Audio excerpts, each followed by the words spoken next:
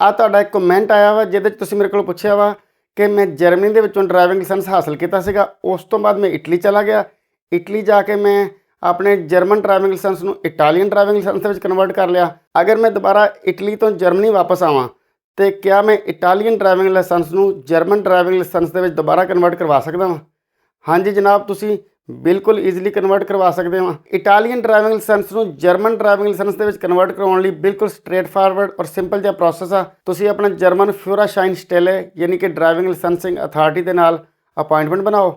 ਤੁਸੀਂ ਆਪਣਾ ID card ਜਾਂ ਪਾਸਪੋਰਟ ਲੈ ਕੇ ਜਾਓ, ਆਪਣਾ ਇਟਾਲੀਅਨ ਡਰਾਈਵਿੰਗ ਲਾਇਸੈਂਸ ਲੈ ਕੇ ਜਾਓ, ਨਾਲ ਬਾਇਓਮੈਟ੍ਰਿਕ ਫੋਟੋ। ਉਸ ਤੋਂ ਇਲਾਵਾ ਤੁਹਾਡੇ ਕੋਲ ਮੈਲਡੇ ਬਸਟੇਟਿਕੁੰਗ ਜਾਂ ਮੈਲਡੇ ਬਸ਼ਾਈਨਿੰਗ ਯਾਨੀ ਕਿ ਤੁਹਾਡੀ ਇੱਥੇ ਦੀ ਰਜਿਸਟ੍ਰੇਸ਼ਨ ਹੋਣੀ ਚਾਹੀਦੀ ਹੈ। ਤੇ ਥੋੜੀ ਜਿਹੀ ਫੀਸ ਹੋਊਗੀ ਇਹਦੀ, ਤੇ ਤੁਹਾਨੂੰ ਉਹ ਬਿਲਕੁਲ ਈਜ਼ੀਲੀ ਬਗੈਰ ਕਿਸੇ ਥਿਊਰੀ ਐਗਜ਼ਾਮ ਤੋਂ, ਬਗੈਰ ਕਿਸੇ ਪ੍ਰੈਕਟੀਕਲ ਐਗਜ਼ਾਮ ਤੋਂ, ਬਗੈਰ ਆਈ ਟੈਸਟ ਤੋਂ ਤੁਹਾਨੂੰ ਬਿਲਕੁਲ ਈਜ਼ੀਲੀ ਨਵਾਂ ਡਰਾਈਵਿੰਗ ਲਾਇਸੈਂਸ ਮਿਲ ਜੂਗਾ ਜਿਹੜਾ ਕਿ ਜਰਮਨੀ ਦੇ ਵਿੱਚੋਂ ਇਸ਼ੂ ਹੋਇਆ ਹੋਊਗਾ। ਚਾਹੇ ਤੁਸੀਂ ਇਟਲੀ ਛੱਡ ਕੇ ਯੂਰਪੀ ਯੂਨੀਅਨ ਦੀ ਕਿਸੇ ਵੀ ਸਟੇਟ ਤੋਂ ਜਰਮਨੀ ਆਓ, ਤੁਸੀਂ ਬਿਲਕੁਲ ਈਜ਼ੀਲੀ ਆਪਣਾ ਨਾ ਡਰਾਈਵਿੰਗ ਲਾਇਸੈਂਸ ਕਨਵਰਟ ਕਰਵਾ ਸਕਦੇ।